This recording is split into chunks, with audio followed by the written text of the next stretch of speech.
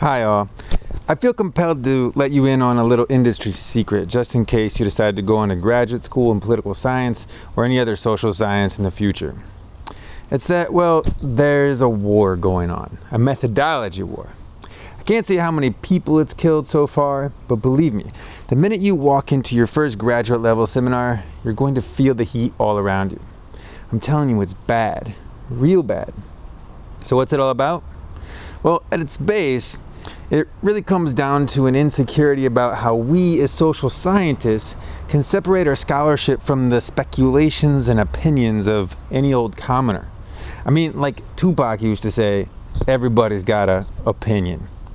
Which means that if we want society to listen to us at all, we really have to come up with systematic methods of inquiry that give rigor and credibility to the truths that we research and study. So, what are these methods? And why should society listen to us instead of Joe the plumber? In the distant past, like before we had computers, political scientists engaged in a lot of what we call qualitative research. That is, they told a lot of silly stories and about really specific cases in order to highlight the causes of interesting political phenomena. And then typically, they would try to generalize their findings to the rest of the world, as if they had discovered some universal truth by sticking their head in a rabbit hole. For example, a qualitative researcher might study how massive protests in Brazil in the 1980s compelled the old military regime to relinquish its power, and then use this instance to argue broadly that democracy more generally is caused by popular mobilization. Okay, well then, if that's the case, what about Japan? What about Germany, where democracy was imposed by military force in the wake of the Second World War? Or what about where mass protests don't usher in democratic regimes, but instead authoritarian ones? Maybe like Venezuela more recently. Exactly. Those qualitative nut jobs can't generalize anything at all, so all they really do is state an opinion. That's no better than old Joe. Worse still, I suspect they've cherry-picked their cases in order to get the very answers that they're looking for. This is called selection bias. And it's easy to do in qualitative research because you can always find some exception to the rule. Say, for instance, that a sociologist wants to argue that providing welfare to poor single mothers discourages hard work. Well, it's not hard to find one lazy single mother out there on food stamps.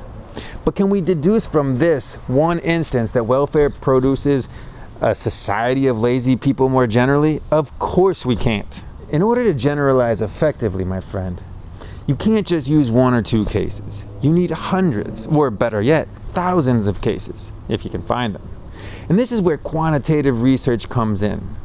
It does require a bit of math, and I know some people don't like that. Now, the basic idea is that if you compare a large number of cases, and if you numerically code the values for all the different variables of cause and effect that relate to those cases, well, then you can throw all this data into a computer program and find out how much each of your variables correlate to one another. Now, as they say, correlation is not causation necessarily. I know that. But if 900 out of 1,000 people sneeze when they have a cold, I think we could safely say that catching a cold causes one to sneeze. Am I right? Oh, wait. Hold on, stop. I seem to remember another not so illustrious finding propagated by one of you number nuts way back in the 1930s. Yeah, there was this big quantitative study that supposedly discovered a causal relationship between polio epidemics and the consumption of ice cream. Yes, if I recall, that statistical analysis led scientists to actually recommend that people stop eating ice cream as a result of that. But, as it turns out, naturally, the findings were what we call spurious. That is, the correlation had no causal connection at all, except that both the polio virus and ice cream lovers tended to come out in the hot months of summer. That, my friends, is one of the key reasons why qualitative research is still very important.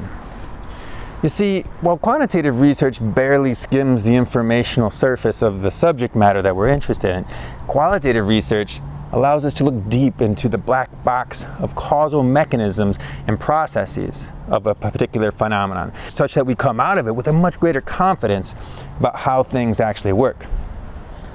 Moreover, quantitative research is highly prone to any number of biases and manipulations, which are often purposefully employed by the researcher to get the answers that they're really looking for.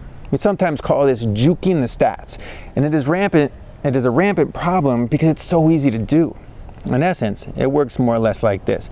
If your statistical model isn't giving you the results that you want, well, you just need to alter the coding or change the values of variables that you put into it. For example, if a police department wants to say that gangs are the driving force behind urban violence, but the stats don't agree, well, you can just subtly change the definition of gang member to anyone who is arrested along with one or more other people. Voila! Suddenly the numbers now agree with your argument, and you as a police department can get more money from the federal government because it's focusing on gangs that particular year. And I know. Numbers are really convincing to people, and they are because they seem so solid, so objective, so free of bias. But I want to ask you this, are they really free of bias? I mean, let's say we measure democracy on a scale of 1 to 10. Well, first, that's a problem because how do you turn something so abstract and complex into a simple number? Well, then measure that against GDP for 150 countries around the world. And statistically, you're probably going to find that countries with higher GDPs are closer to 10 on the democracy scale. And so you might conclude, like many people have, that economic growth causes democracy. But how far can we really take this argument? Especially when some of the fastest growing economies of the world today are not democratic at all. Say China, for example.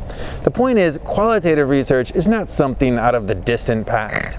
It is still very much part and parcel to our quest of empirical truth in the social sciences. Whatever.